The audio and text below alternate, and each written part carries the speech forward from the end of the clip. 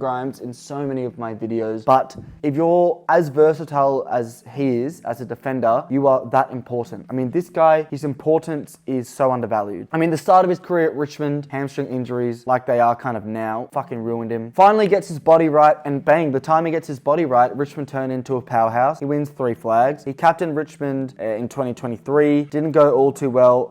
You know, for him, I guess, but also the club. He's probably going to retire at the end of 2024, let's be real. I mean, the versatility, to be able to be playing on, I mean, the 2017 Grand Final is the perfect example. He played on Eddie Betts at points, who's this small, quick, tricky forward, and then he plays on a Josh Jenkins, a Tex Walker, who are key forwards, right? So that versatility just means he is undeniably the most important player on a pitch. I couldn't put him higher because, you know, the top 4 on this list, I think, are different levels. But in terms of building your team around someone, he's an intercept defender who I and Nathan Buckley both believe are the most important player on the pitch, or position on the pitch, I should say. And there is no doubt that he would have flourished at any club, but particularly would have flourished at North Melbourne. Before we go into my top 4, I'm going to be going through some honourable mentions. Now, one of these players I think is very unfortunate to miss out. That is Brad Shepherd. Originally in my list, but maybe the body of work isn't quite there. He was unfortunate to miss out on the flag in 2018 as well through injury. David Asbury as well. I mean, 3 flags for Richmond, full stop. But in terms of a player,